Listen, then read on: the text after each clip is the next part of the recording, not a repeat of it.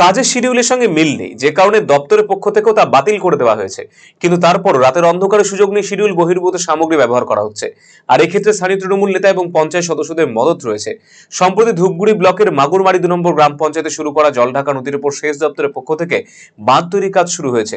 সেখানে নিম্নমানের সামগ্রী ব্যবহার করার অভিযোগ তুলে সরব হয়েছে ভূমি রক্ষা কমিটি। এদিন কমিটির পক্ষ থেকে সেচ দপ্তরের স্মারকলিপি দেওয়ার পাশাপাশি অবিলম্বে ব্যবস্থা নেওয়ার জন্য দাবি জানানো হয়েছে।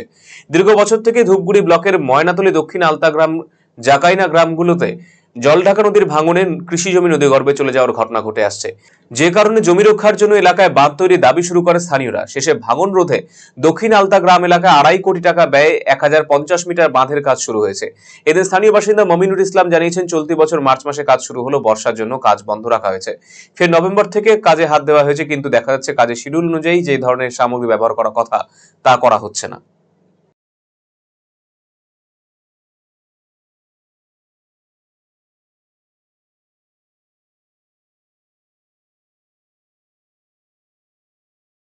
আমাদের এই কাজটা হচ্ছে মাগুরমারি 2GP 15-141 নং বুথে জলঢাকা নদীর পার্শ্ববর্তী যে এলাকা আছে ইরিগেশন ও টিয়ারের বাঁধের পাশে আর কি।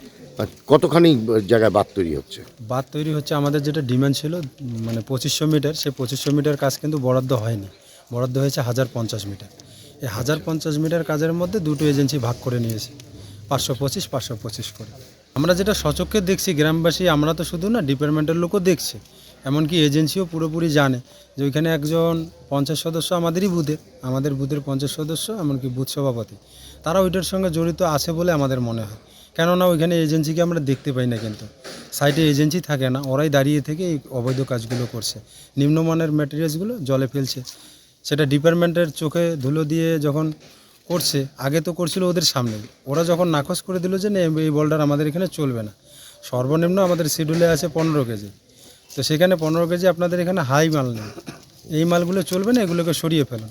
তো দীর্ঘদিন ধরে মোটামুটি 4-5 মাস বর্ষার আগের থেকে এই কমপ্লেনটা আমরা দিয়ে আসি। তো সেটা 15 কেজির নিচে বোল্ডার ব্যবহার করা হচ্ছে। এখন যেটা হচ্ছে 400 গ্রাম ধরে 2 কেজি হাই বেশি আছে, 2 কেজি 4 কেজি এগুলোই হচ্ছে। যেখানে দেওয়ার কথা 15 কেজি সেখানে 2 কেজি 4 কেজি মালগুলো চালাচ্ছে। তো ডিপার্টমেন্ট বারংবার সেটা নিষেধ করছে আমাদের জনসাধারণের সামনে, এমনকি প্রতিনিধি এজেন্সি সবাইকে ধমকিয়ে চমকিয়ে আসছে, কিন্তু ওনারা কথা শুনতেছে না। তো রাতের অন্ধকারে যখন একটা অফিসিয়াল তো টাইম থাকে, সেই অফিস স্টাফ যখন ওখান থেকে সরে যায় তখনই এই ঘটনাগুলো ঘটায়।